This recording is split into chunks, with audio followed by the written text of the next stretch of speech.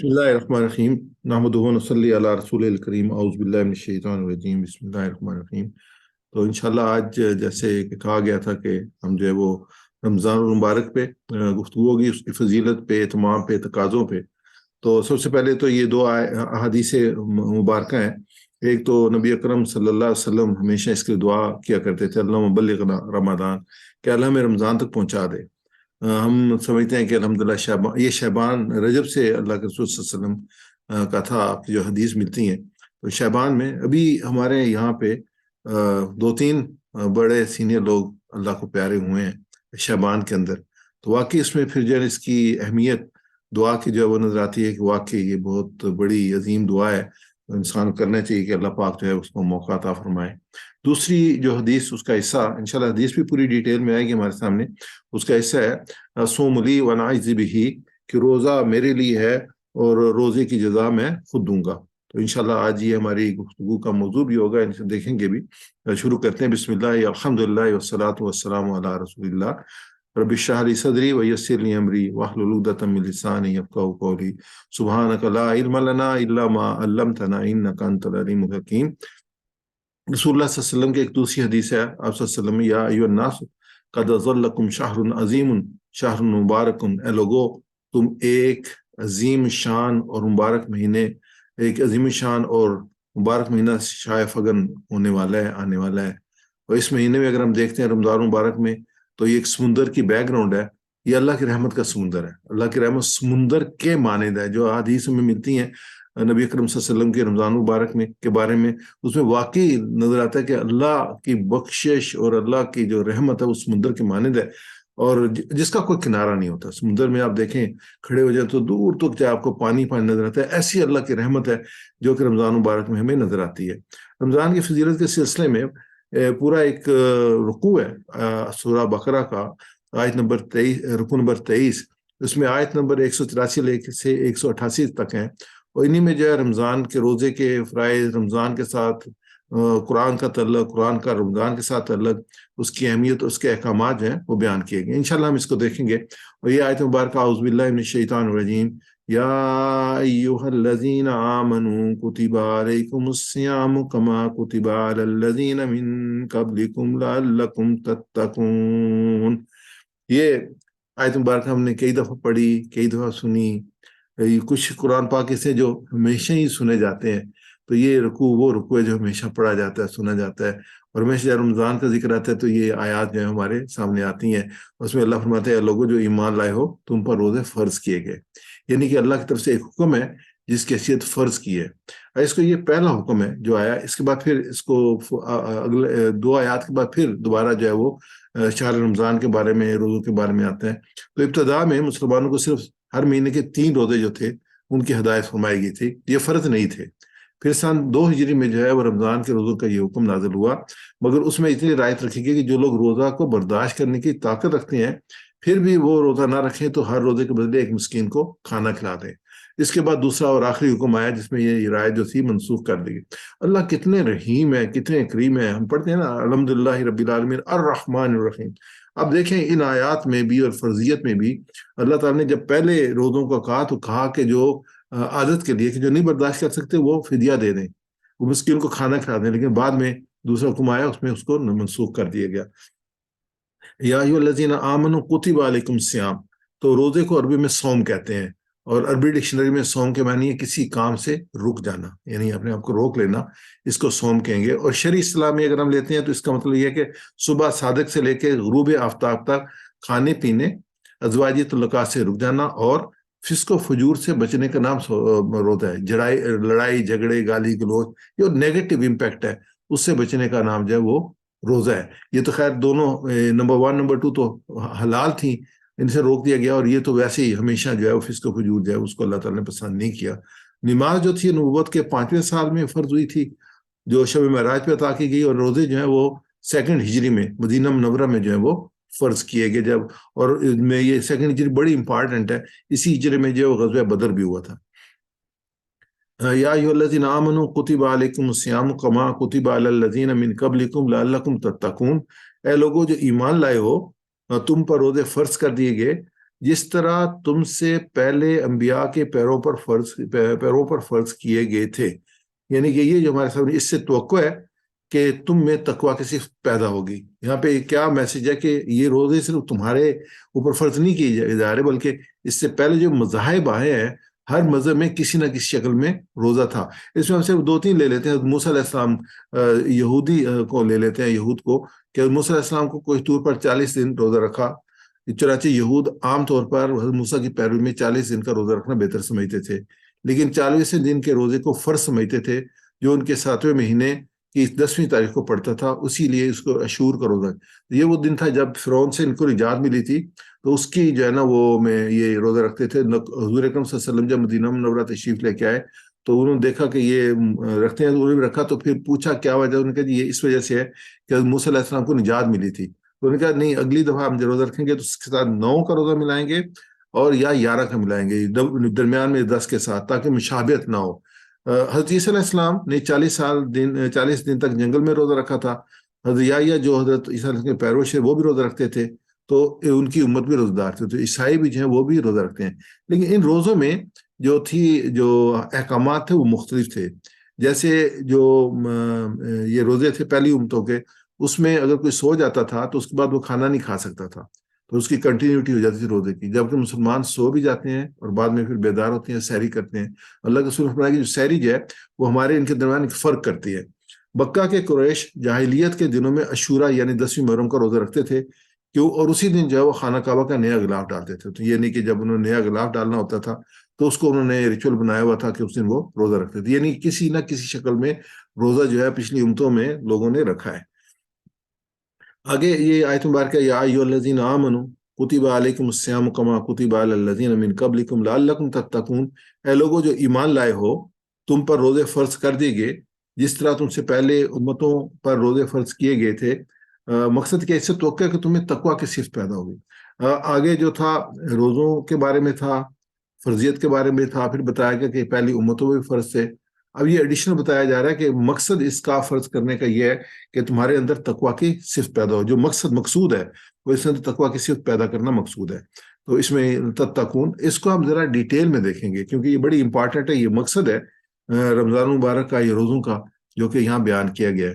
لعلکم تتقون، تقویٰ عربی زبان میں کے لفظ میں نے بچنا ہے. بچنا، پرہیز کرنا، لحاظ کرنے کے ہیں. بچنے کے، پرہیز کرنے، لحاظ کرنے، یہ لغت میں ہے. اچھا، اگر ہم اس کو اصطلاح لیں شریعت کی اصطلاح میں تو یہ دل کی کیفیت کا نام ہے. یہ بڑی امپورٹنٹ چیز ہے، ذرا توجہ سے سنیے گا. یہ دل کی کیفیت کا نام ہے کہ اللہ تعالیٰ ہمیشہ حاضر و ناظر ہونے کا یقین دل میں خیر کی طرف رغبت اور شر سے نفرت پیدا کرتی ہے. یعنی کہ اللہ تعالیٰ ہر موجود ہے، اللہ تعالیٰ ہمیں دیکھ رہا ہے. تو یہ جو ہے کہ دل میں خیر کی طرف رغبت اور شر سے نفرت پیدا کرتی ہے. دوسرا یہ ہے کہ وہ ضمیر کے اس احساس اور شعور کا نام ہے جس کی بنا پر ہر کام میں اللہ کے حکم مطابق عمل کرنے کی شدید رغبت اور اس کی مخالفت کی شدید نفرت پیدا ہو. یعنی یہ اس میں ایکم احسن عملا، احسن عملا، عمل پہ جو ہے وہ اس پہ احسن کی جو ہے وہ لگائی گئی ہے. یعنی شدت کے ساتھ جو ہے وہ رغبت ہو کہ یہ کام کرنے والا ہے، اور اس کی جو نیگیشن ہے، مخالفت، اس سے نفرت ہو. آگے ہم دیکھتے ہیں بڑی ایک مشہور جو ہے وہ حضرت عمر رضی اللہ تعالیٰ عنہ سے جو گفتگو ہے حضرت ابی بن کعب رضی اللہ تعالیٰ عنہ کی. تو حضرت عمر رضی اللہ تعالیٰ عنہ نے پوچھا حضرت ابی بن کعب رضی اللہ تعالیٰ عنہ سے تقویٰ کسے کہتے ہیں؟ تو انہوں نے عرض کیا، امیر المومنین، آپ کو کبھی ایسے راستے سے گزرنے کا اتفاق ہوا جس کے دونوں طرف خاردار جھاڑیوں اور راستہ تنگ ہو؟ حضرت عمر نے فرمایا بارہا. انہوں نے پوچھا تو ایسے موقع پہ آپ کیا کرتے ہیں؟ تو حضرت عمر نے جواب دیا، میں دامن کو سمیٹ لیتا ہوں، بچتا ہوا چلتا ہوں، کانٹے دار دامن سے الجھ کر اسے تار نہ کر دیں کانٹے. حضرت ابی رضی اللہ تعالیٰ نے فرمایا بس اسی کا نام تقویٰ ہے. تو جس زمان میں ہم رہ رہے ہیں، ہم نے اپنے انوائرمنٹ کو دیکھیں، اپنے ماحول کو دیکھیں، تو اس میں اللہ کے خوف کے تحت اللہ کی رضا پہ کام کرنے کے لیے، زندگی گزارنے کے لیے کیا صورتحال ہے آپ اور میں بہت اچھی طرح جانتے ہیں.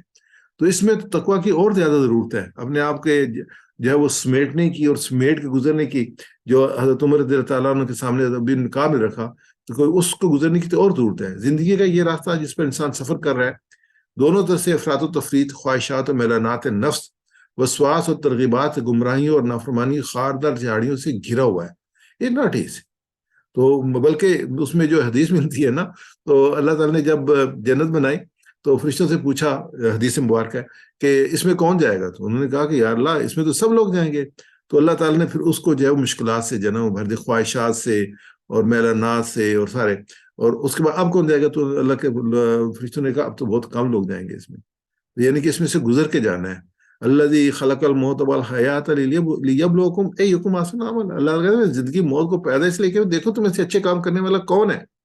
تو اس کے لیے جو زاجر آئے وہ تقویٰ ہے کہ ہم اللہ سے ڈرتے ہوئے، اللہ کا خوف کرتے ہوئے، اللہ کے ساتھ محبت کرتے ہوئے ذہن میں رکھ کے چلیں گے تو انشاءاللہ، اور ان سے بچیں گے تو یہی تقویٰ ہے۔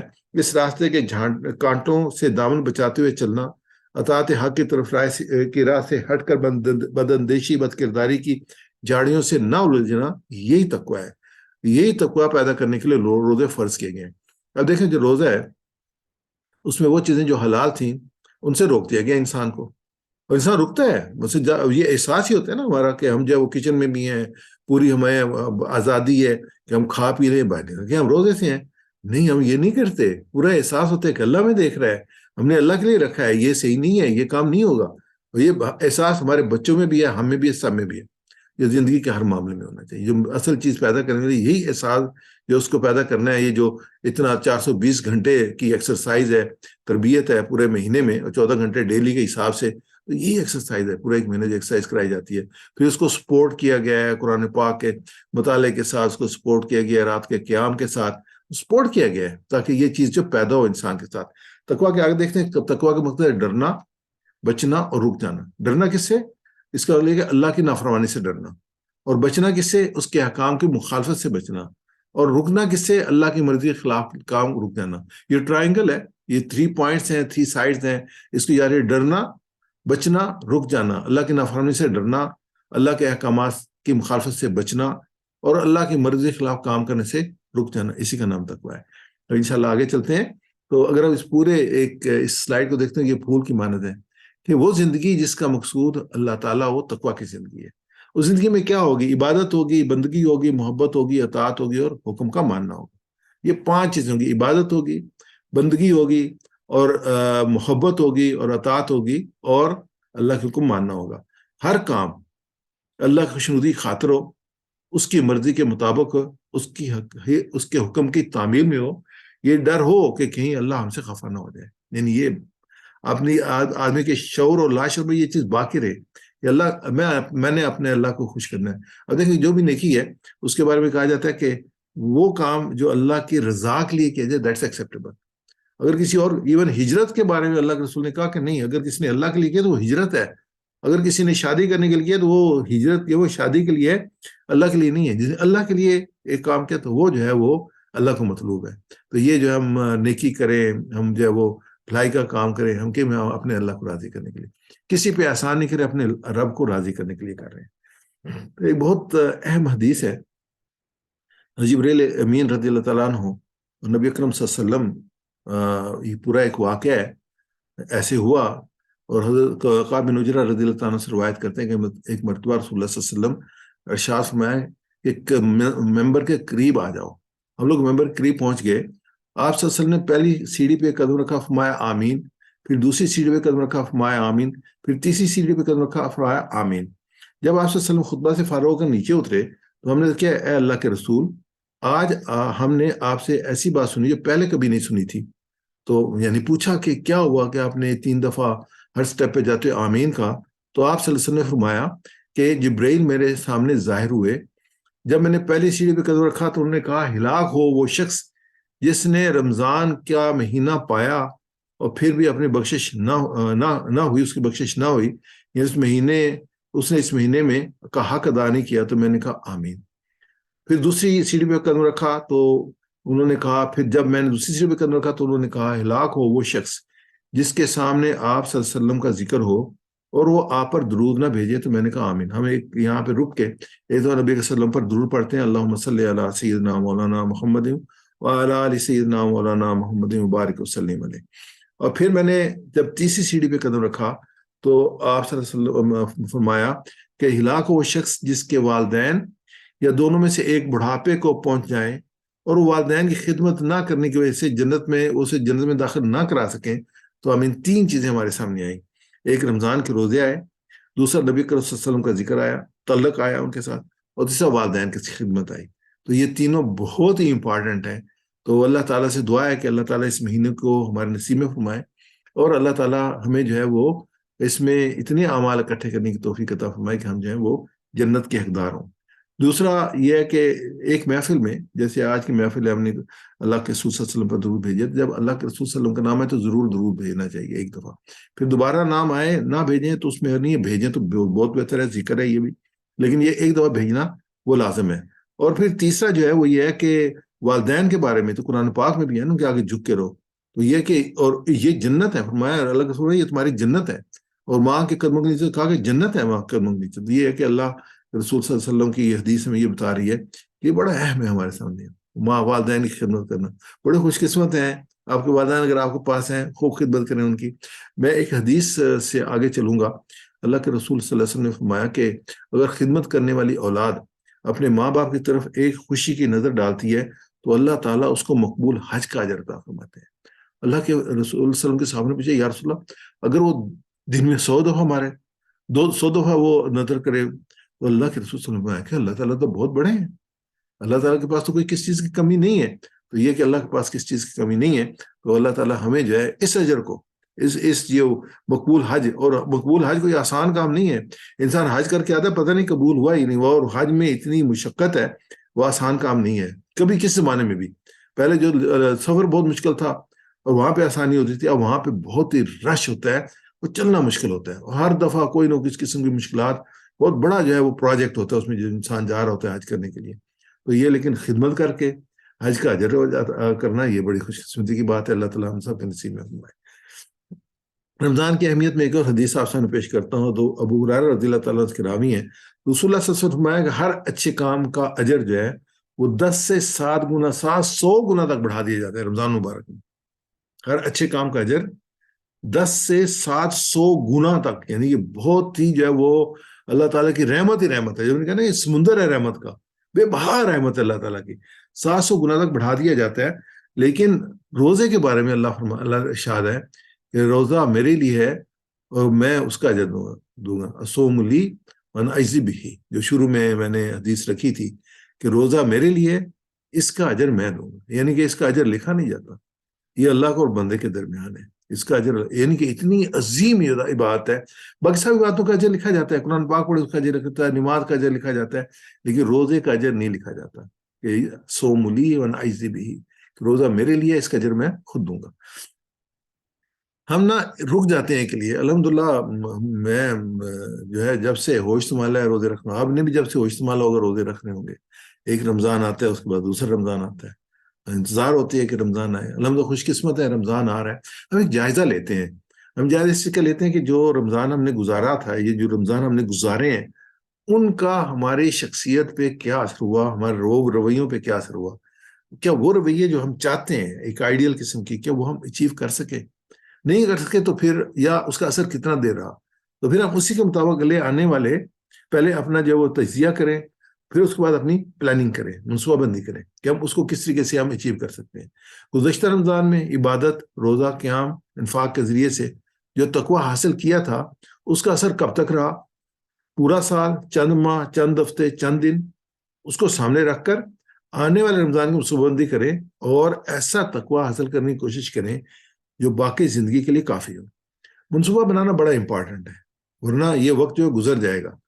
اگر آپ نے منصوبہ بنانا کیا ہے، آپ کوئی کتاب سیرت پہ آپ کلیکٹ کر لیں، آپ کوئی کتاب جو ہے وہ تاریخ پہ لے لیں، آپ قرآن پاک کا کوئی حصہ حفظ کرنے کا ارادہ کر لیں، لکھ لیں کہ یہ آیات میں جو آپ نے آیات آلریڈی حفظ کی ہوئی ہیں ان کو روین کا ارادہ کر لیں، ان کو پھر نماز میں پڑھیں. قرآن پاک کے ناظرہ پڑھنے کا ارادہ کر لیں، قرآن پاک کو سمجھنے کا، غور و فکر کرنے کا ارادہ کر لیں. تو یہ سارے ارادے ہیں، اور ان کی ایگزیکیوشن جو ہے وہ ارادہ کریں گے، لکھیں گے تو ایک منصوبہ بن جائے گا، اور پھر اس کے مطابق ہم عمل کر سکیں گے. ورنہ اگر خالی ذہن ہوں گے تو پھر کچھ نہیں ہوگا. تو کچھ آپ ارادے کر لیں، کچھ سوچ لیں، کچھ غور و فکر کر لیں، کچھ پلاننگ کر لیں، تو انشاءاللہ جو ہے آپ اچیو کر سکیں گے.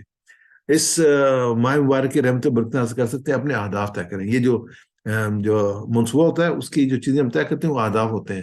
ورنہ یہ قیمتی وقت گزر جائے گا. تبلیغی جماعتوں کے بہت خوبصورت سی ایک نوٹیشن ہوتی ہیں، تو وہ کہتے ہیں اپنے وقت کو قیمتی بنا لیں. تو یہ ہے کہ یہ رمضان المبارک کا وقت تو بہت ہی قیمتی ہے، اس کو ہم اس وقت کو پورا استعمال کر لیں اور قیمتی بنا لیں.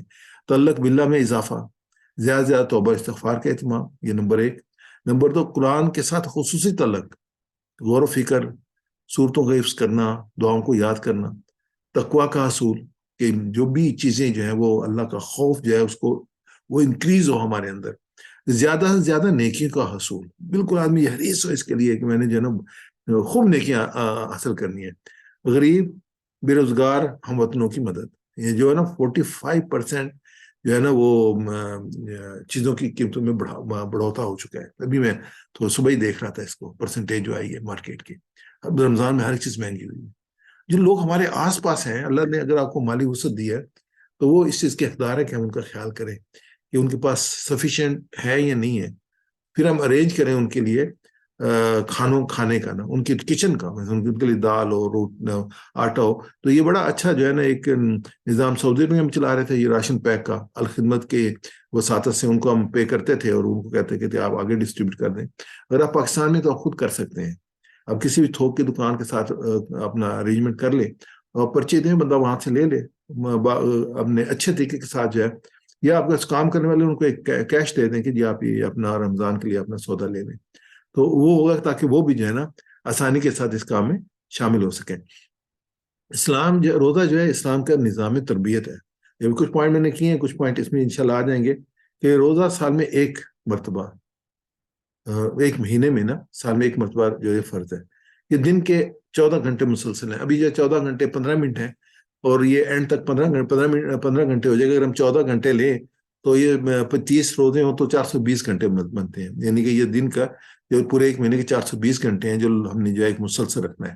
اور اس میں جو مین ہمارا ٹارگیٹ ہے کہ قرآن پاک کے ساتھ ہمارا تعلق، اور کیونکہ یہ مہینے کا قرآن کا مہینہ ہے اور اس میں تراویح جو نفل ہے، الحمدللہ خوش قسمت ہے کہ پورا ارینجمنٹ جب مساجد ہر مسجد میں ہوتا ہے. الحمدللہ ایک بڑی تعداد ہے ہمارے بچوں کی، حفاظ کی، مدارس سے بھی اور دوسرے لوگ بھی حفظ کرتے ہیں. ان کو بھی اپریشیٹ کرنے کی ضرورت ہے. کئی جو بچے جنہوں نے حفظ کیا وہ تو اپنے کلیکشن کر کے گھروں میں 4-4-5 میں بچے جو ہیں وہ اپنا قرآن پاک کر رہے ہیں، ان کو بھی اپریشیٹ کرنا ہے. جہاں موقع ملے ان کو بھی آپ کریں، ان کے ساتھ بھی کریں. اور تہجد ہے کہ ہم نماز کے لیے روزے کے لیے تو اٹھنا ہوتا ہے. وہ تہجد کا ٹائم ہوتا ہے، گھنٹہ پہلے اٹھتے ہیں، اٹھ کے تہجد بھی پڑھے، قرآن پاک کی تلاوت بھی کریں، ذکر و فکر بھی کریں، غور و فکر بھی کریں. تو ایک بڑی اپرچونٹی ہے جس کو یوز کیا جائے. انفاق فی سبیل اللہ، اللہ کے راہ میں مال خرچ کرنا. اللہ کے رسول صلی اللہ علیہ وسلم کی حدیث آگے آئے گی کہ آپ صلی اللہ علیہ وسلم رمضان میں بہت اس کا اہتمام کرتے تھے. یعنی کہ ایک خوشی ہے نا کہ اللہ تعالیٰ نے ایک موقع عطا فرمایا ہے. یہاں جو ہے نا ایک خطبہ ہے اللہ کے رسول صلی اللہ علیہ وسلم کا، اس کے بعد آگے پھر آیات پہ آئیں گے. جو اللہ کے رسول صلی اللہ علیہ وسلم جو ہے وہ اکثر شعبان کے آخری شب کو دیا کرتے تھے. اور یہ جو ہے وہ بہقی کی روایت ہے اور سلمان فارسی رضی اللہ عنہ سے روایت ہے. تو آپ صلی اللہ علیہ وسلم نے فرمایا، اے لوگو، تم پر ایک عظمت اور برکت والا مہینہ آ رہا ہے. اس مہینے کی ایک رات شب قدر 1000 مہینے سے بہتر ہے. لیلۃ القدر جو ہے سورہ قدر میں جو ڈیٹیلز میں مل جاتی ہیں. اس مہینے کے روزے اللہ نے فرض کیے ہیں اور رات کا قیام جو ہے اس کو نفل کے، یعنی دن کا روزہ ہے اور رات کا قیام ہے، یعنی پورا دن رات کی پوری عبادت ہے. جو اس مہینے میں اللہ کی رضا کے اور قرب حاصل کے لیے غیر فرض عبادت یعنی سنت النفل ادا کرے گا تو اسے دوسری زبانوں کے فرضوں کے برابر اجر ملے گا. جو اس مہینے میں کسی فرض کو ادا کرے گا اس کو دوسرے دنوں کے 70 فرضوں کے برابر ثواب ملے گا. یعنی کہ جو ہے 70 ٹائم جو ہے نا وہ اس کا اجر بڑھا دیا گیا، اور جو ایک نفل تھا وہ اس کو فرض کے برابر کر دیا گیا. تو یہ بہت بڑی ایک فضیلت ہے جو اس ماہ مبارک کی ہے. پھر فرمایا یہ صبر کا مہینہ ہے اور صبر کا مطلب جنت ہے. یہ ہمدردی اور غمخاری کا مہینہ ہے. تو یہ دونوں پوائنٹس کو میں انشاءاللہ لوں گا. یہ ہمدردی اور غمخاری کا مہینہ ہے تو یہ تو آلریڈی اسی حدیث کے آگے جو پوائنٹ نمبر 6 اور 7 ہے اس میں ہی آ رہا ہے. تو صبر کا جو ہے وہ ہم علیحدہ لیں گے. اور فرمایا اس مہینے میں مومن کے بندوں کے رزق میں اضافہ کر دیا جاتا ہے. یہ بڑی اہم چیز ہے. یعنی وہ اضافہ کرنے کے لیے کیسے ہے کہ وہ جو ہمارے ذہن میں اللہ تعالیٰ ڈالتا ہے کہ بندوں کی مدد کرو جو جن کو اللہ تعالیٰ نے دیا ہے، اور ان تک بھی پہنچ رہا ہوتا ہے، اور ہمارے بھی رزق میں جو اضافہ ہو رہا ہوتا ہے، ہمارے عمل میں اضافہ ہو رہا ہوتا ہے. اللہ تعالیٰ ہم سب کو جو یہ کام کرنے کی توفیق عطا فرمائے. یہ ہمدردی اور غمخاری کا مہینہ، اس میں جو یہ ہے کہ جو شخص روزہ دار کو روزہ افطار کرائے اس کے لیے گناہوں کو معاف ہونے اور آگ سے خلاصی کا سبب ہوگا. اور روزہ دار کے اس کے برابر ثواب دیا جائے گا، بغیر اس کے کہ روزہ دار کے ثواب میں کمی واقع. یعنی کتنی زبردست بات ہے کہ ہم نے کسی کا اہتمام کیا روزہ کھلوانے کا اور روزہ افطار کرنے کا، تو ہمیں جو ہے اس کا روزے کے برابر ثواب بھی ملا اور ہمارے گناہ بھی معاف ہو گئے اور آگ سے ہم بچ بھی گئے، جہنم سے بھی نکل گئے. سبحان اللہ. تو یہ جو میں یہاں پہ یہ بات کہہ رہا تھا کہ ہم یہ کام کریں کہ ہم فیملیز کو سپورٹ کریں اور راشن پیک کے ساتھ سپورٹ کریں. اس میں آٹا بھی ہو، دال بھی ہو، چینی بھی ہو، تیل بھی ہو. ان کی ضروریات ایک مہینے کی 3-4 افراد کی فیملی کو، اس کے حساب سے سپورٹ کریں ان کو، تاکہ وہ بھی جو ہے باعزت طریقے ساتھ جو ہے وہ اپنا رمضان گزار سکیں، بڑے سار اونچا کر کے اپنا گزار سکیں. یہ جو سڑک پہ ہم کرتے ہیں، ڈسٹریبیوٹ کرتے ہیں، وہ والی وہ ٹھیک ہے، ضرورت پوری ہو جاتی ہے، اجر ہے اس کا، اس سے کوئی انکار نہیں. لیکن ایکم آسان معاملہ ہم دیکھیں اس کو اور بہتر طریقے سے ہم کیسے کر سکتے ہیں. عمل اچھا ہے وہ بھی، لیکن احسن اس کو اور کیسے کرتے ہیں؟ احسن یہ کر سکتے ہیں کہ ان کے گھر میں پہنچائیں اور خاموشی سے بچائیں، اور ان کی عزت نفس بھی مجروح نہ ہو، اور وہ جو ہے وہ اپنے بچوں کے لیے جو بھی تنگی میں ہے وہ آسانی کے ساتھ جو ہے وہ رمضان مبارک خوشی خوشی گزار سکے. صحابہ نے عرض کیا یا رسول اللہ، ہم پھر سے ہر ایک اتنی وسعت نہیں رکھتا کہ روزہ دار کو افطار کرائے. تو آپ صلی اللہ علیہ وسلم نے فرمایا اللہ تعالیٰ یہ ثواب اس کو بھی دے گا جو تھوڑی سی لسی پر یا صرف پانی کے ایک گھونٹ پر کسی روزے دار کو روزہ افطار کرائے گا. سبحان اللہ. یعنی کہ ایک تھوڑی سی لسی پر یا پانی کو، یعنی کہ آپ کریں. جو مین جو اس میں آپ دیکھیں جو تھرسٹ ہے اس حدیث پاک میں، یہ اس پوائنٹ میں یہ ہے کہ آپ کریں، آپ سوچیں. جو امپورٹنٹ چیز ہوتی ہے وہ سوچ ہوتی ہے کہ آپ سوچیں، یعنی کہ آپ اپنی ذات میں مگن نہ رہیں بلکہ ان دوسروں کے لوگوں کو سوچیں، ان کی مشکلات کو سوچیں، ان کے لیے آسانیاں پیدا کرنے کی کوشش کریں، روزہ دار ان کو روزہ کھلوانے کی کوشش کریں، یا آپ سوچیں. یہ امپورٹنٹ چیز ہے. تو یہی جو ہے وہ یہاں پہ دیکھیں یہی پیدا کرنے کی کوشش کیجیے کہ نہیں، یہ مطلوب نہیں ہے کہ آپ پیٹ بھر کے کھلائیں کسی کو، آپ پانی کے ایک گھونٹ سے کھلوا دیں تو اللہ تعالیٰ یہ اجر آپ کو عطا فرمائے گا. پھر اللہ کے رسول فرمایا اور کوئی روزے دار کو پورا کھانا کھلا دے تو اللہ تعالیٰ میرے حوض یعنی حوض کوثر سے ایسا سیراب کرے گا جس کے بعد اس کو پیاس نہیں لگی کہ تاکہ وہ جنت میں پہنچ جائے. تو اگر کوئی کسی فیملی کے پورے مہینے کے روزوں کا جو ہے وہ انتظام کر دے گا، سبحان اللہ کتنا بڑا اجر ہے اللہ تعالیٰ سے ملے گا. ایک لسی سے روزہ افطار کرنے کے اجر جو ہے ایک روزے کے برابر ہے. ایک پورا کھانا کھلانے کا جو اجر ہے وہ حوض کوثر سے سیراب کرنے کے برابر ہے. جنت کی کتنی نعمتیں جو اللہ تعالیٰ عطا کرے گا جو انسان جو ہے اللہ کے بندوں کے لیے آسانی پیدا کرے گا. پھر اللہ کے رسول فرمایا اس مہینے کا پہلا حصہ رحمت ہے، درمیانہ حصہ مغفرت ہے، اور آخری حصہ جو دوزخ کی آگ سے نجات ہے. تو یہی تو ہم چاہتے ہیں. پہلا مہینہ جو ہے رحمت میں گزر جائے، دوسرا جو ہے اللہ سے معافی مانگنے میں گزر جائے، تیسرا جو ہے اللہ تعالیٰ آزاد کر دے دوزخ سے انسان کو. اور پھر 10واں پوائنٹ وہی اسی میں آ جاتا ہے، غم خاری میں اور اس میں آسانی پیدا کرنے میں. فرمایا جو شخص اس مہینے میں اپنے خادم کام کرنے والے کے کام میں کمی کر دے گا، تخفیف کر دے گا، تو اللہ تعالیٰ اس کے گناہوں کو معاف کر دے گا، اس کو دوزخ کی آگ سے نجات بخشے گا. دیکھیں یہ 11واں پوائنٹ بھی وہی چیز ہے جس کے بارے میں 8ویں پوائنٹ بھی بات کر رہا تھا کہ سوچیں. آپ کے اندر سوچ ہونی چاہیے اس کے لیے دوسروں کے لیے آسانی پیدا کریں. یہ رمضان کا ایک مہینہ ہے نا، ایک تربیت کرنا چاہتا ہے، تو یہ تربیت ہماری دائمی ہونی چاہیے کہ ہم جو دستگیری کرنے والے ہوں، آسانی پیدا کرنے والے ہوں لوگوں کے لیے، غریبوں کے لیے، جو کمزور ہیں ان کے لیے، ہر طریقے سے. یہی مطلوب ہے اس میں. اگر یہ چیز ہم نے حاصل کر لی تو یقین ہم نے روزے کا مقصد حاصل کر لیا. اللہ کے رسول صلی اللہ علیہ وسلم نے فرمایا یہ صبر کا مہینہ، صبر کا بدلہ جنت ہے. اس کو میں نے کہا میں علیحدہ بات کروں گا. یہ کہ کیا ہے؟ خدا کی اطاعت و بندگی کے لیے اپنی خواہشات پر کنٹرول کرنا اور خدا کی مرضی کے تابع کر دینا، ناموافق حالات میں دین پر قائم رہنا اور قائم کرنے کے لیے جانی مالی قربانی دینا اور مسائل و مشکلات کو برداشت کرنا. ظاہر ہے روزہ اسی صبر اور تحمل کی تربیت دیتا ہے. یہ صبر کا مہینہ اور صبر کا بدلہ جنت ہے. سحری کے وقت نیند کا غلبہ ہوتا ہے، لیکن ایک مسلمان میٹھی نیند چھوڑ کر سحری کرتا ہے، اٹھتا ہے.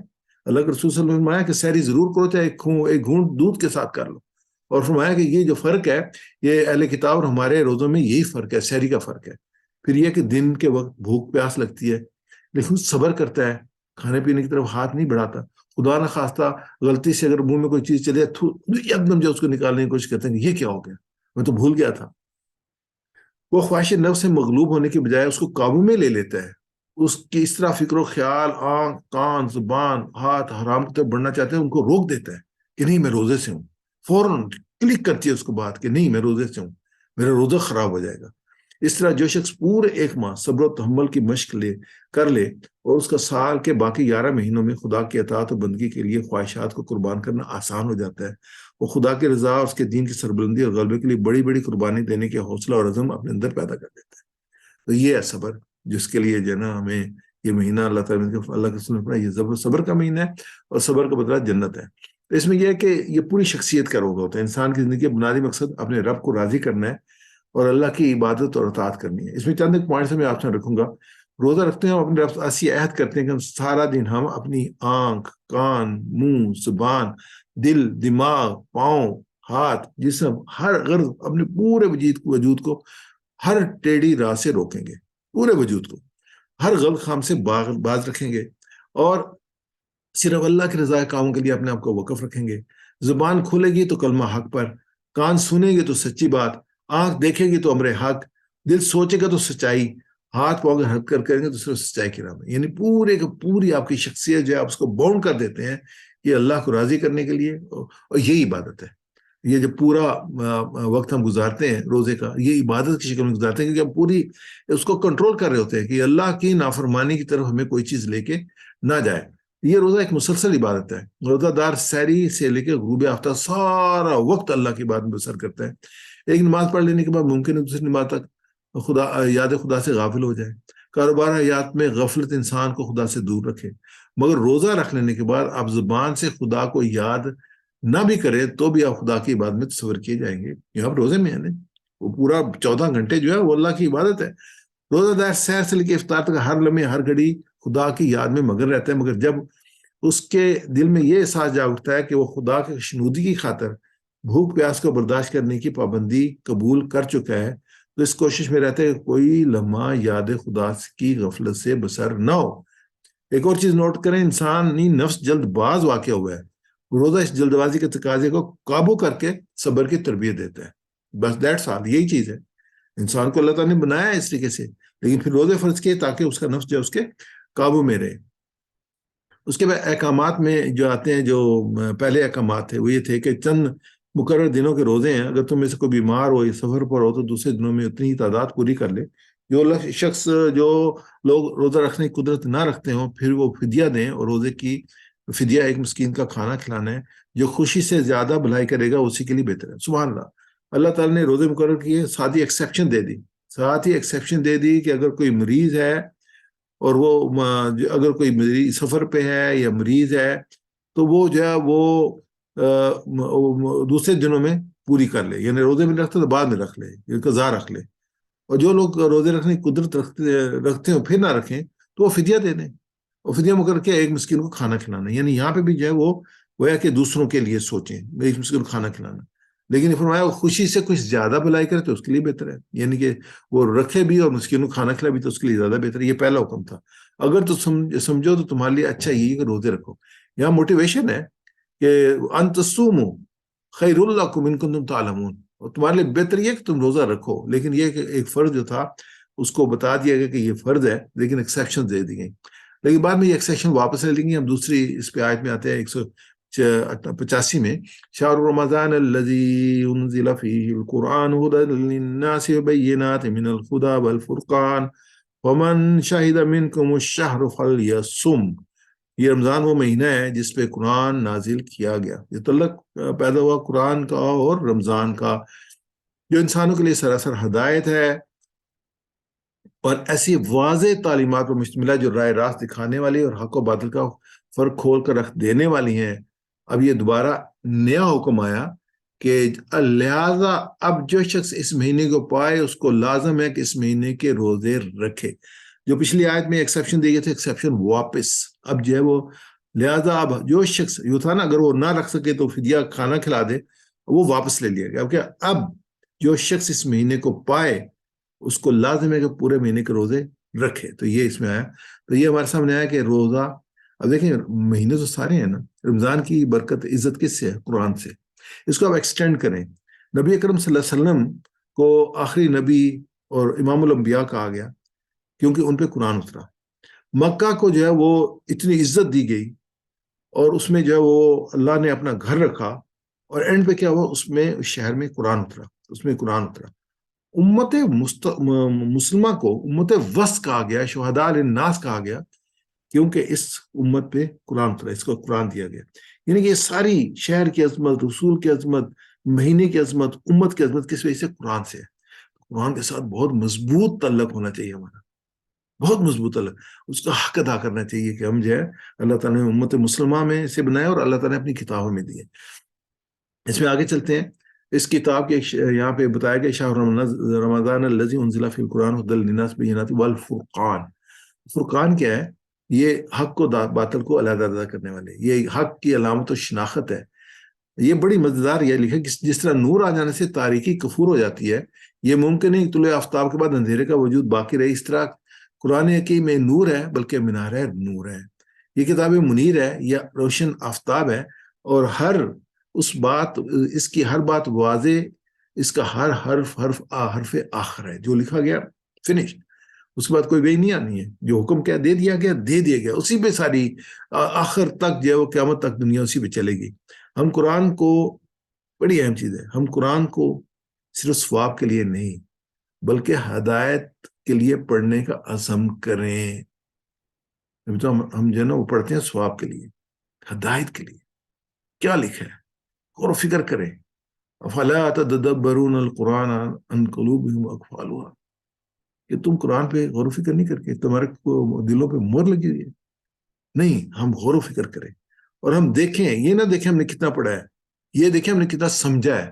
تو اس کو میرے ذہن میں اللہ میرا ڈالا، میں اکثر یہ کہتا ہوں ہم کوانٹیٹیولی دیکھتے نہ دیکھیں، کوالٹیٹیولی دیکھیں. ایکم آسان و عملہ کی کریں کہ ہم ایک عمل کرتے اس کو بہتر کیسے کریں گے. ہم پڑھتے تھے الحمدللہ، ابھی پڑھیں لیکن غور و فکر کریں. ہم ناظرہ بھی پڑھیں لیکن غور و فکر کریں. ہم ناظرہ پڑھیں لیکن یاد بھی کریں. یاد کریں گے تو چیزیں آپ کے ذہن میں روٹیٹ ہوں گی اور آپ جو ہے اس پہ غور و فکر کریں گے. چلتے پھرتے سوتے ہوئے جب آنکھ کھلے گی تب بھی آپ غور و فکر کر رہے ہوں گے، سوچ رہے ہوں گے اچھا یہ آیت کیسی ہے، اس میں کیا حکم دیا گیا. یاد ہوگا تو کریں گے نا جی. اور کچھ آیتیں یاد بھی کریں، جو ایسی آیتیں جو واقعی وہ جو انسان کو جھنجھوڑتی ہیں ان کو یاد بھی کریں، ان کو ریوائز بھی کرتے رہیں، ان کو اپنا جو بنا لیں کہ اس کو جو ہے وہ انسان غور و فکر کرتا رہے. دوبارہ ہم قرآن کو صرف ثواب کے لیے نہیں بلکہ ہدایت کے لیے پڑھنے کا عزم کریں. نمبر 2، ہم یہ نہ دیکھیں کتنا پڑھا ہے، ہم یہ دیکھیں کتنا سمجھا ہے. آیت مبارکہ ہے الذین آتینہم الکتاب یتلونہ حق تلاوتہ اولئک یؤمنون بہ ومن یکفر بہ فاولئک هم الخاسرون. جن لوگوں کو ہم نے کتاب عنایت کی اس کو ایسا پڑھتے ہیں جیسا اس کے پڑھنے کا حق ہے. یہ آپ خود سوچیں اس میں کیا کہا گیا. اللہ کے رسول صلی اللہ علیہ وسلم کی حدیث ہے قرآن اور روزے کے بارے میں کہ روزہ اور قرآن دونوں بندے کی سفارش کریں گے. روزہ عرض کرے گا پروردگار میں نے اس بندے کو کھانے پینے نفس کی خواہش پوری کرنے سے روکے رکھا، آج میری سفارش کے حق میں قبول فرما. قرآن کہے گا کہ میں نے اس کو رات کو سونے آرام کرنے سے روکے رکھا، پروردگار میری سفارش کے حق میں قبول فرما. تو ہم نے اپنے روزے اور جو قرآن کو اتنا سٹرانگ کرنے کا ہماری سفارش کر سکیں اور جھگڑ سکیں اللہ کے ساتھ اور ہمیں جو ہے بخشوا سکیں. یہ تو اللہ کے رسول کی حدیث ہے نا. اگر ہم کمزور سا روزہ اور کمزور سا قرآن کا وہ تعلق جو آپ بھیجیں گے تو پھر تو وہ اتنی جنگ نہیں کر سکتے نا. وہ تو یہ نہیں کہہ سکتے کہ یہ بندہ جو ہے وہ ہمارے لیے جو ہے وہ رات کو سونے کو اور آرام کو تج کے جو ہے قرآن پہ غور و فکر کرتا رہے. چنانچہ روزہ اور قرآن دونوں کی سفارش کو اس بندے کے حق میں قبول فرمائی جائے گی، اللہ تعالیٰ ان کو قبول فرمائے گی. اگلی آیت مبارکہ اس میں احکامات ہیں. ومن کان مریضا اول سفر فعدۃ من ایام اخر. یہی وہ ایگزیکٹلی وہی ہے. جو کوئی مریض ہو یا سفر ابر ہو تو دوسرے دنوں کی روزوں کی تعداد پوری کر لے.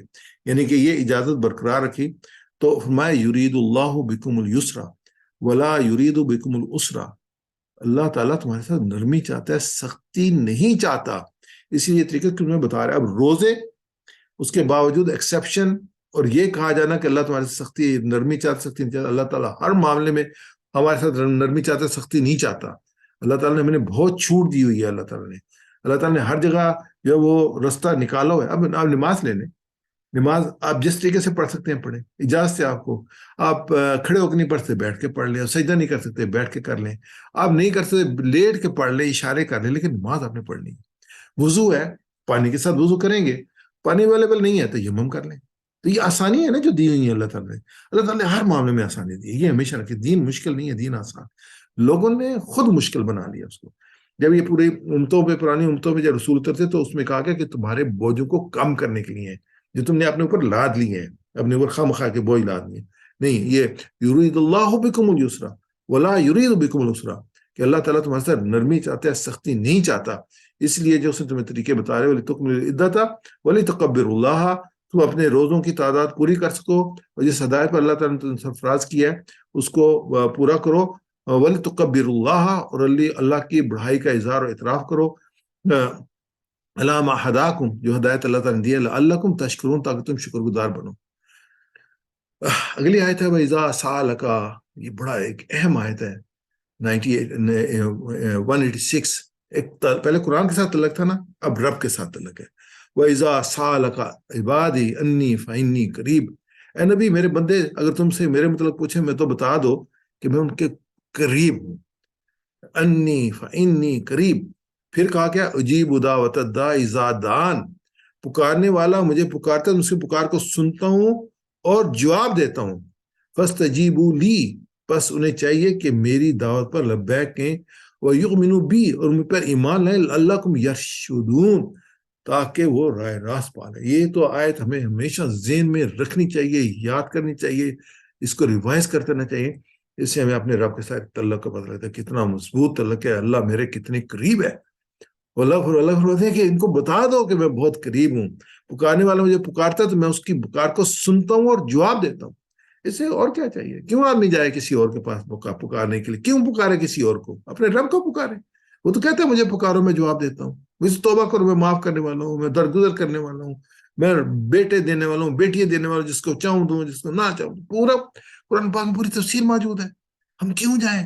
اس سے بعد اور ہمیں کیا چاہیے؟ 186 آیت جو ہے اس کے بعد بسورہ بقرہ کی اور کیا چاہیے؟ اذا سالک عبادی انی فانی قریب، اے نبی صلی اللہ علیہ وسلم میرے بندوں کو بتا دو، اگر تم میرے مطلب مجھے بتا دو کہ میں ان کے بہت قریب ہوں. اجیب دعوت الداعی اذا دعان، جب پکارنے والے پکارتے ہیں اس پکار کو سنتا ہوں اور جواب دیتا ہوں. فاستجیبوا لی، بس میں چاہیے کہ مجھے پکاریں یا میری دعوت کا لبیک کہیں، یؤمنوا بی، اور مجھ پر ایمان لائیں، لعلکم یرشدون، تاکہ وہ راہ راست پا لیں. اذا سالک عبادی، میں نے یہ کر دیا، آگے چلتے ہیں. حدیث پاک ہے، ابو ہریرہ رضی اللہ عنہ رسول اللہ فرمایا کہ اللہ تعالیٰ سے پورے یقین اور ایمان کے ساتھ مانگو، وہ یقیناً اس کو قبول فرمائے گا. اور اس طرح سمجھ لو کہ اچھی طرح سمجھ لو کہ اللہ تعالیٰ بے دلی اور بے رغبتی کی مانگی دعاؤں کو کبھی قبول نہیں کرتا. فوکسڈ. اور یہ بھی فرمایا کہ دعا مانگتے والے کو مانگتے ہی رہنا چاہیے، یہ نہ کہنا چاہیے کہ میری تو دعا قبول نہیں ہوتی. اسے دعا قبول کرنے والا جانتا کہ دعا اس کے حق میں اچھی ہے نہیں، یہ جو قبول کرنی ہے، یعنی اللہ جانتا ہے اچھی ہے نہیں. یہ ترمذی شریف کی حدیث ہے.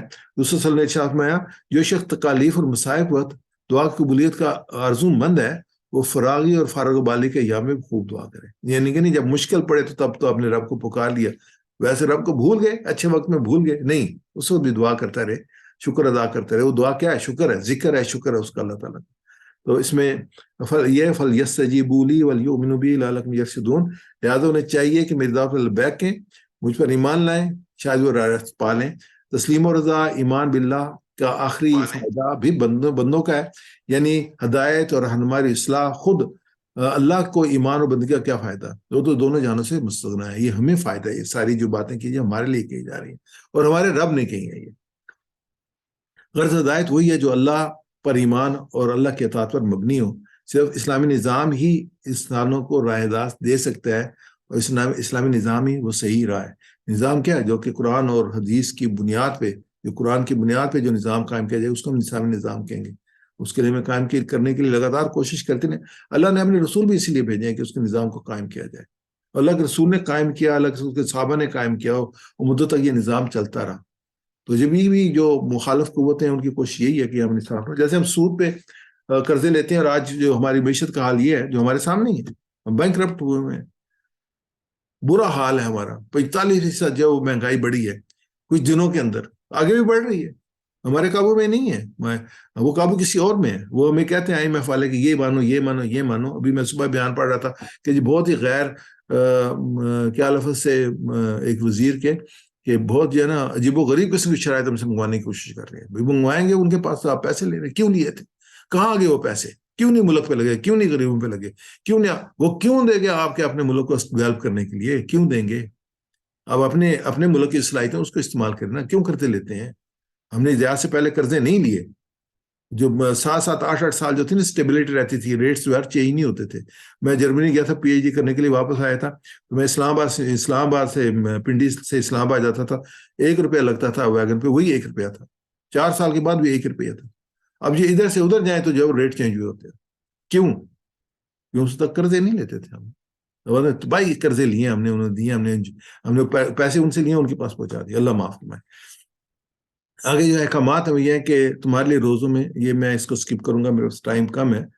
تو یہ فرمایا تلک حدود اللہ ولا تقربوها، یہ اللہ کے مقرر کی حدیں ہیں، ان کے قریب نہ پھٹکنا. لعلہم تتقون، اللہ نے اپنے احکامات لوگوں کے لیے اصلاحات کے ساتھ بیان کرتا ہے تو وہ کہ اس غلط رویے سے بچیں گے. آگے جو ہے وہ بہت ہی امپورٹنٹ جو ہے وہ، جیسے میں کہہ رہا تھا کہ وہ جو تھا وہ پچھلی جو آیات تھیں وہ وَإِذَا سَأَلَكَ عِبَادِي عَنِّي فَإِنِّي قَرِيبٌ، وہ بندوں کا اللہ کے ساتھ تعلق تھا. یہ آیت نمبر 188 آخری آیت ہے اس رکوع کی، اور یہ اللہ تعالیٰ نے بندوں کے ساتھ تعلق کو ڈیفائن کیا کہ ان کا تعلق کیسے ہونا چاہیے.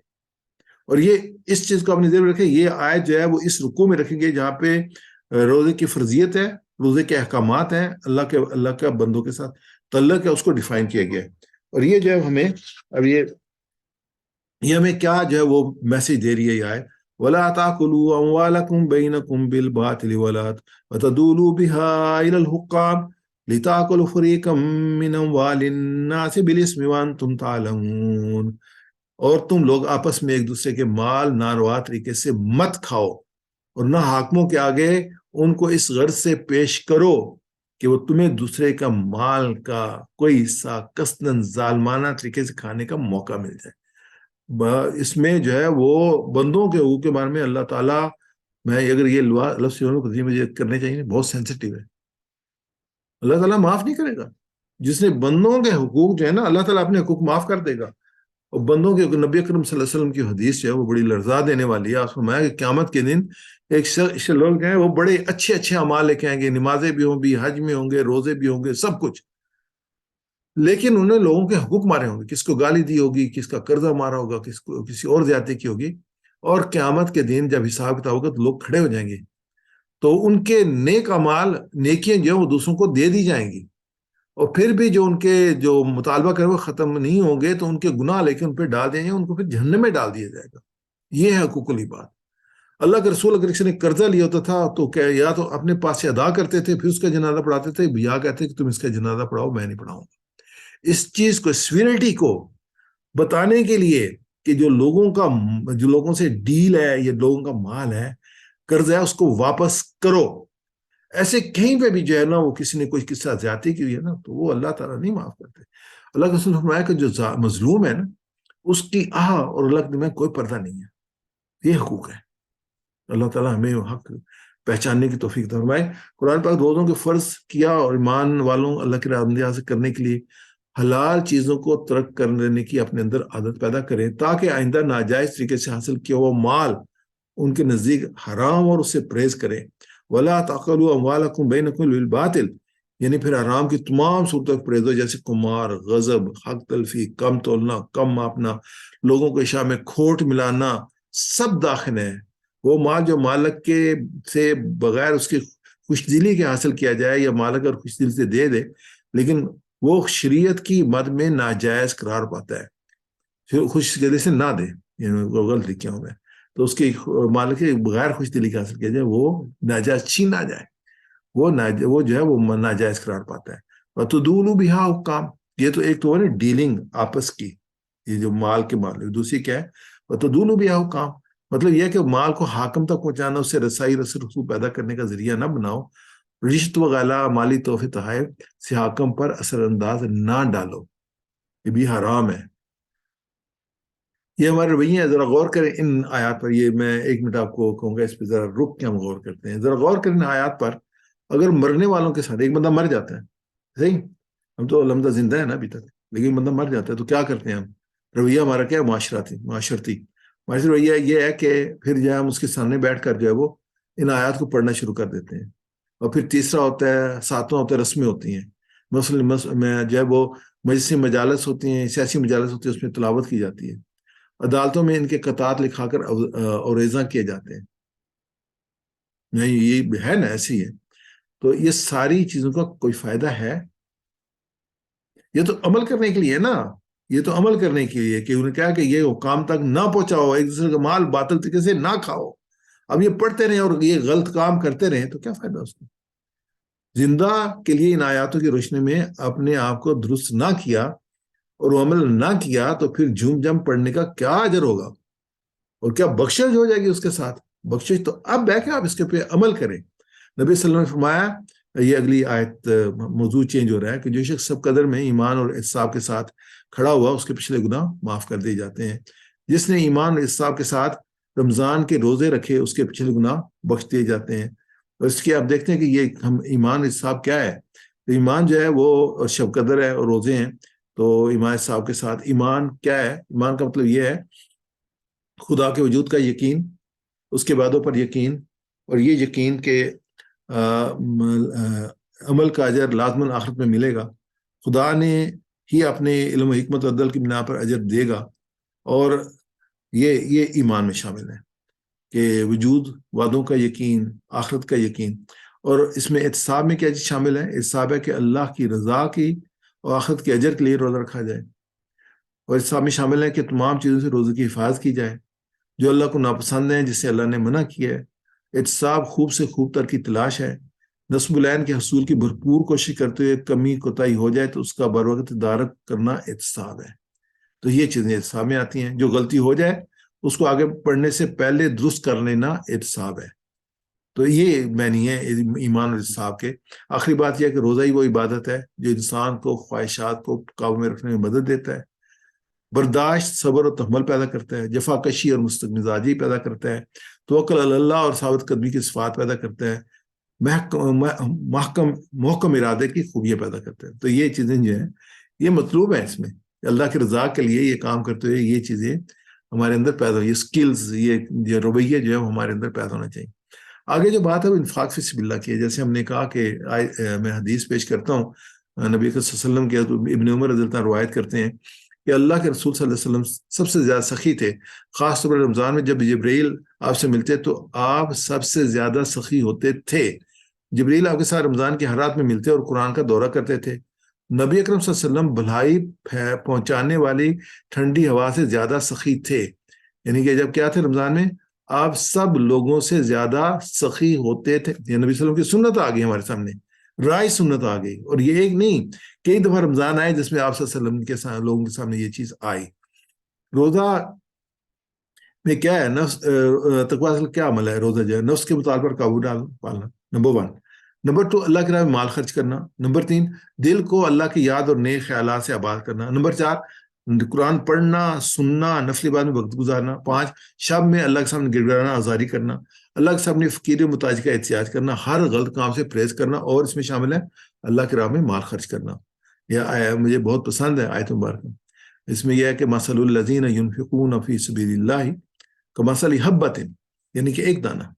جو فرمایا کہ جو لوگ اللہ کی راہ میں مال خرچ کرتے ہیں ان کی مثال کیسے ہے؟ جیسے ایک دانے کی سی ہے, ایک دانہ. اور پھر کیا ہوگا؟ کمثل حبۃ انبتت سبع سنابل, جس میں سات بالیں جو ہیں اس میں نکلیں, اگیں 7 بالیں, ایک دانے سے 7 بالیں.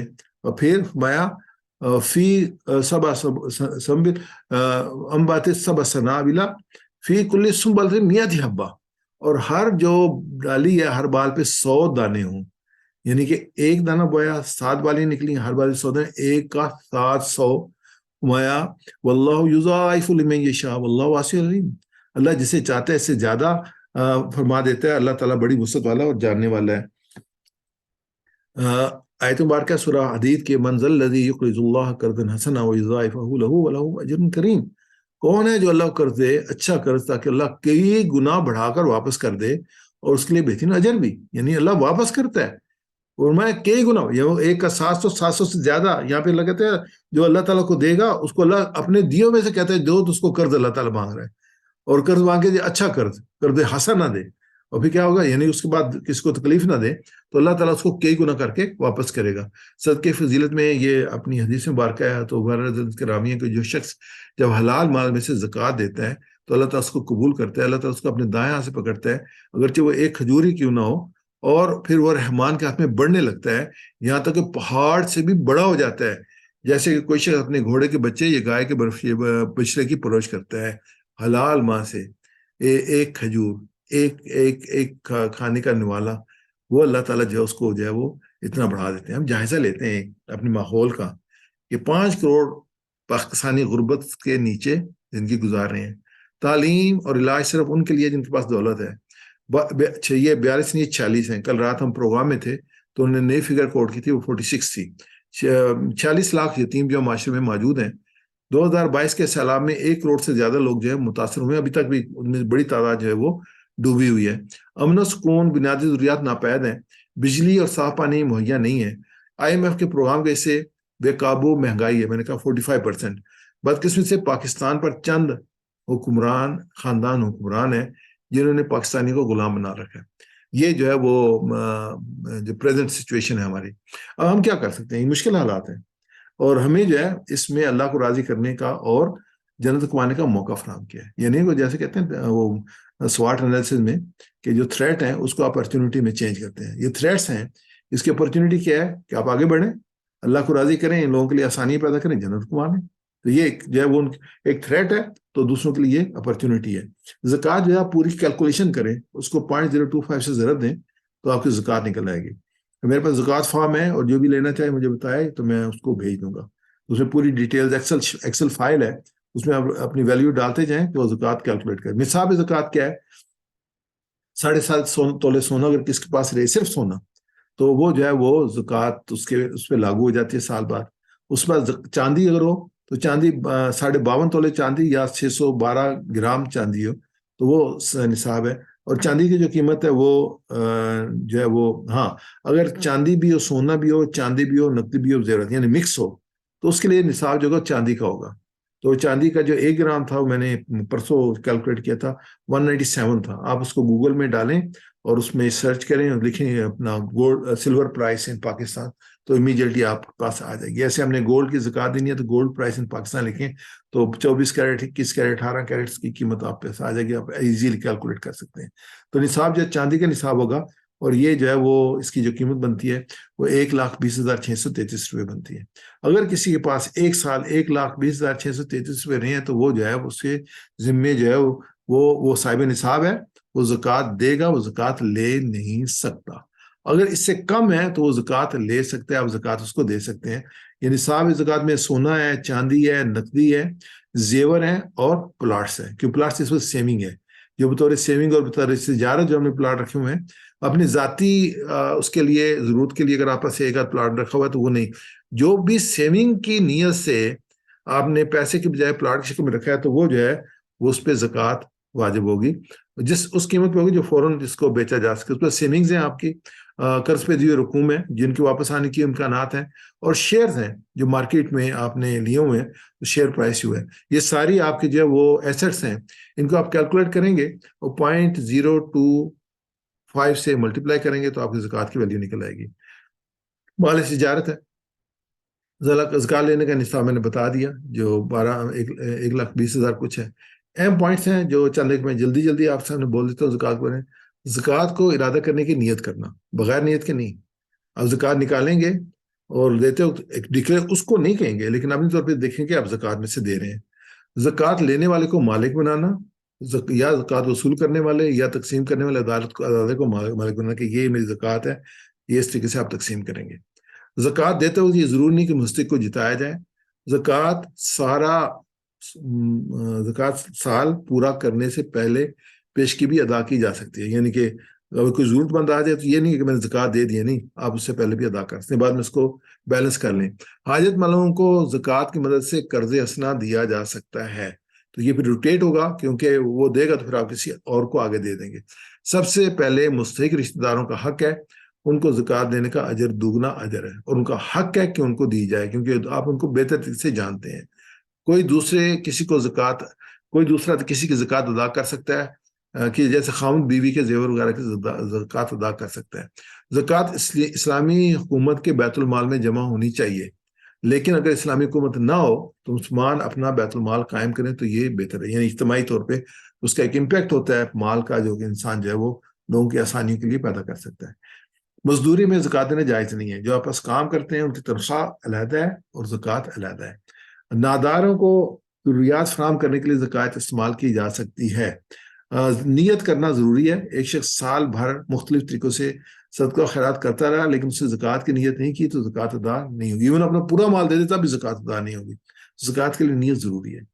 تو جو اکثر سوال آتے ہیں وہ پلاٹس پہ آتے ہیں، اگر آپ نے پلاٹ خریدا ہے اور خریدتے وقت سے لے کر زکوٰۃ کے حساب کے دن تک نیت یہی رہی کہ فروخت کرنا ہے تو یہ مال تجارت شمار ہوگا، اور اگر فروخت کرنے کی غرض سے خریدی چیز بعد میں نیت تبدیل ہو گئی تو اس کو چیز کو استعمال کا بنا لیا تو وہ مال تجارت شمار نہیں ہے، یعنی کہ اس پہ زکوٰۃ نہیں ہوگی۔ اہم جو ہے یہ، اگر ایک پلاٹ آپ پاس گھر نہیں ہے تو ایک پلاٹ آپ کا ہوگا، آپ اس پر زکوٰۃ گھر تعمیر کرنا چاہتے ہیں اس پر زکوٰۃ نہیں ہوگی۔ مزید پلاٹ آپ کی بچت ہے اس لیے ان سب پر زکوٰۃ ہوگی، اور مکان یا دکان پر زکوٰۃ نہیں ہوگی بلکہ ان کے کرائے میں مکان ہوگی۔ کنسٹرکشن ہے، کنسٹرکٹیڈ ہے تو وہ جو کرایہ آتا ہے نا اس پہ زکوٰۃ ہوگی، اس پہ زکوٰۃ نہیں ہوگی۔ میرے خیال میں 1-2 منٹ میں چند ایک پوائنٹس الخدمت کے بارے میں آپ کے سامنے رکھنا چاہتا ہوں۔ میرے سامنے 2018 سے لے کے 2022 تک کی جو ہے وہ خدمت کی رپورٹ ہے، اور یہ 2018 میں جو ہے انہوں نے 10 ملین جو ہے وہ ڈسٹریبیوٹ کیے تھے، 2019 میں 11، 2020 میں 33، نہیں ساری معاف کیجیے گا، اتنے لوگوں کو جو ہے وہ فائدہ ہوا تھا، اور 2022 میں 21 ملین لوگوں کو فائدہ ہوا تھا۔ 2018 میں 4 بلین تھے روپیز تھے، 2019 میں 5 بلین تھے، 2020 میں 8 بلین تھے، 2021 میں 9 بلین تھے، اور 2020 میں 19 بلین روپیز انہوں نے خرچ کیے ہیں۔ 19 بلین اس لیے ہے کہ 9 بلین کے ریگولر تھے اور 10 بلین جو ہے وہ جو اپنا یہ سیلاب آیا اس میں انہوں نے جو ہے وہ جو خرچ کیے ہیں۔ ابھی ہم رات کو ایک پروگرام میں تھے اور اسلام آباد الخدمت کا تھا پروگرام، تو اس میں الحمدللہ تقریباً 39 کروڑ روپیہ جمع ہوا ہے اس میں، اور الحمدللہ الخدمت جو ہے ابھی جو یہ لوگ سیلاب سے متاثر ہوئے ان کے گھر بنانے کے لیے کوشش کر رہی ہے، انہوں نے 5 ارب روپے کا منصوبہ بنایا تاکہ ان کو گھر بنائے۔ اچھا، دوسرا جو اس میں یہ جو ان کے شعبے ہیں، آفات سے بچاؤ ہے، صحت ہے، تعلیم ہے، صاف پانی ہے، کفالت یتامہ ہے، مواخات ہے اور سماجی خدمات ہیں۔ جو الخدمت ہے یہ پورے جو ورک آف لائفس ہیں اس سب میں کام کر رہی ہے، کسی ایک میں نہیں۔ کچھ تنظیمیں جو کسی نہ کسی میں اسپیشلائز کام کر رہی ہیں لیکن اس سب میں کام کر رہی ہے۔ اس کا جو سب سے بڑا ڈیزاسٹر مینجمنٹ ہے، اس کے جو والنٹیئر ہے وہ 62,805 ہیں، اور یہ جو ہے وہ ان کے لگاتار ٹریننگ ہوتی رہتی ہے۔ اور اس کے بعد جو دوسرا ان کا جو ہیلتھ ہے، ان کے 45 ہاسپٹل ہیں، 305 ایمبولینس ہیں اور 46 فارمیسیز ہیں۔ اسی میں ایک جو اسپتال ہے وہ الخدمت راضیہ ہاسپٹل ہے CBR میں، یہ سامنے اس کی جو پکچر لگی ہوئی ہے۔ تو اس میں جو میں بات بتانا چاہتا ہوں، یہ تو پچھلے سال اس سال جنوری میں جو پیشنٹ انہوں نے دیکھے تقریباً 23,317 پیشنٹ دیکھے، مور دین 1,000 ایچ 2,000 نہیں about 1,000 each month each day. تو یہ جو نمبر ہے یہ پمس سے زیادہ ہے۔ اب پمس جو ہے وہ گورنمنٹ کا اسلام آباد کا بڑا ہاسپٹل ہے، کتنا بڑا اس کا بجٹ ہوگا، تو یہ لوگ کام کر رہے ہیں الحمدللہ، تو ہمیں ان کی سپورٹ کرنی ہے۔ یہ بھی ایکسٹینڈ کر رہے ہیں اس کو فیسلٹی کو۔ دوسرا بڑا کام جو آرفن کا ہے، ابھی جو ان کے ساتھ جو آرفنز ہیں وہ 19,000 جو ہیں وہ بچے ہیں جو اپنے ماں باپ کے ساتھ، جو ماؤں کے ساتھ رہ رہے ہیں یا کسی رشتے دار کے ساتھ رہ رہے ہیں، اور 1,627 وہ بچے ہیں جن کے کوئی ماں باپ نہیں تھے، اور ان کو جو ہے پھر آغوش کے جو ہاسٹل ہیں ان میں رکھا جا رہا ہے فل ٹائم۔ تو یہ ٹوٹل جو ہے وہ 21,600 ہے، 46 لاکھ میں سے۔ آپ یہ دیکھیں گے بہت چھوٹا سا نمبر ہے۔ ایک بڑی خوبصورت بات کل ہم تھے، ان کے جو نگران ہیں پاکستان کے، وہ بھی آئے ہوئے تھے، جو وائس ایئر مارشل فاروق حبیب صاحب، انہوں نے بڑی اچھی بات کی، کہتے ہیں کہ جو امیر لوگ ہوتے ہیں ان کی ایک ہی کہانی ہوتی ہے، اور جو یتیم اور یہ بے سہارا جو لوگ ہوتے ہیں ہر ایک کی علیحدہ علیحدہ کہانی ہوتی ہے، یعنی کہ یہ 40 لاکھ لوگوں کی 40 لاکھ کہانی ہے۔ انہیں چند ایک کہانیاں میں پیش بھی کی اس میں، تو اس میں یہ ابھی تک جو ان کی جو ہے وہ 21 جو ہے وہ ہاسٹل ہیں آغوش کے، ایک شام میں ہے اور جو ہے وہ 21-20 جو پاکستان میں ہے۔ ابھی میں ایک دیکھ رہا تھا صبح ان کی نیوز، اس میں یہ فنڈ ریزنگ کر رہے تھے لندن میں، تو یہ آلریڈی ان کا پلان ہے وہاں پہ جو زلزلہ آیا ہے اس میں جو بچے ہوئے ہیں ان کو سپانسر کرنے کے لیے۔ اب وہ پہلا آغوش جو تھا نا وہ ترکی والوں نے بنا کے دیا تھا۔ جو 2005 کا زلزلہ آیا تھا تو اٹک کا جو آغوش تھا وہ ترکی کی مدد سے شروع ہوا تھا، اور اس کا خرچہ بھی ترکی والوں نے دیا تھا۔ اس کے بعد پھر جو ہے وہ پاکستان میں یہ کام ہونا شروع ہوا۔ اب یہ ایک موقع تھا تو الحمدللہ الخدمت بہت اچھے طریقے سے جب ان بھائیوں کی مدد کر بھی رہے ہیں اور آگے پلان بھی ہے. تو رمضان مبارک میں جو یہ بہترین سب سے انویسٹمنٹ ہے وہ یہ ہے کہ ایک بچہ جو گھر میں جو اپنے گھر میں کفالت کیا وہ 66,000 ہے. تو یہ کہ 5,500 پر منتھ کے حساب سے بچے کو دیتے ہیں. اس کی جو فیملی کو ماں کو دیتے ہیں, ماں کے اکاؤنٹ میں یہ ٹرانسفر ہوتا ہے, اور اس میں اس کے بچے کے مہینے کا خرچہ بھی ہوتا ہے, اس کی تعلیم کا بھی خرچہ ہوتا ہے, اسکول کا بھی خرچہ, اور پھر یہ ان کے کلسٹر بنے ہوئے ہیں جن کو یہ کنٹرول بھی کرتے رہتے ہیں, اور ان کی جو اپ برنگنگ کے لیے یہ باقاعدہ اسٹڈی سرکلز اور ڈفرینٹ پروگرام رکھتے ہیں جو بچوں کو بلاتے رہتے ہیں. اور یہ ایک بچہ جو غوش ہوم میں ہے اس کا جو سالانہ خرچہ ہے وہ 20,000 پر منتھ ہے, اور 24,000 2,40,000 سالانہ ہے یہ.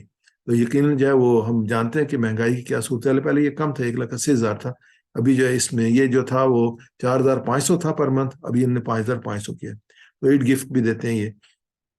یہ انفارمیشن تھی. مواخات پروگرام ہے ہمارا, یہ 75,000 قرضہ دیتے ہیں, تقریباً 1 سال میں ریٹرن ہوتا ہے.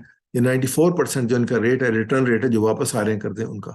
تو دوسرا جو میں انٹروڈیوس کرنا چاہوں گا, غزالی جو اس اسکول کیے تھے ہمارے پروگرام میں آگے بھی آیا تھا. ان کے 800 اسکول ہیں, 1,10,000 بچے ہیں, 4,500 ٹیچر ہیں, اور ان میں سے 47,000 بچے فری ایجوکیشن کر رہے ہیں, جن کے لیے یہ پھر مختلف جو ہے وہ لیتے ہیں, ڈونیشن وغیرہ لیتے ہیں. جیسے الخدمت کے پروگرام میں سے ایک پروگرام جو ہے وہ عارفن کا پروگرام ہے اور تعلیم کا پروگرام ہے, لیکن ان کا سولی جو یہ اپنی غزالی ایجوکیشن ٹرسٹ ہے صرف ایجوکیشن کا پروگرام ہے.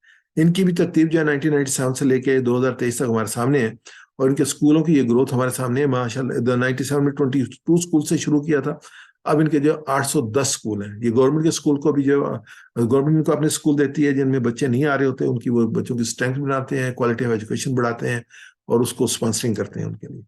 تو ابھی جو ان کی تعداد ہے وہ تقریباً بچوں کی جو ہے وہ ہمارے سامنے ہے. تو یہ 2013 سے لے کے 2017 میں ڈبل ہوئی ہے, یعنی 4 سالوں میں. یہ 45,000 تھی, یہ 90,000 بنی ہے. ابھی وہ 10,000 کے آس پاس ہے, 1,10,000 پہ گئی ہے, 1,00,000 کے آس پاس ہے. میرے خیال میں یہ 3-4 سال میں 2,00,000 ہو جائے گی. تو یہ بھی ان کو بھی سپورٹ کی ضرورت ہے. اور ان کی سپورٹ کا جو یہ کہ جو آرفن اور نیڈی بچے ہیں ان کا 30,000 سالانہ ہے, اور اس کے بعد جو اسپیشل چائلڈ ہیں ان کے لیے 40,000 ہے. اس کے بعد جو ریزیڈینشیل ہیں جیسے آغوش ہے کے بھی یہ اسکول ہیں تو ان کا 1,50,000 ہے. ہر ایک کی کوالٹی ڈفرینس ہوتی ہے. اگر آپ اسکول بنانا چاہتے ہیں نیا تو اس کے لیے 15,00,000 ہے ایک دفعہ کے لیے. جزاک اللہ خیر جی, یہ گزارشات تھیں آپ کے سامنے. آپ کا کوئی سوال ہو تو ویلکم, انشاءاللہ اس کو لے لیتے ہیں.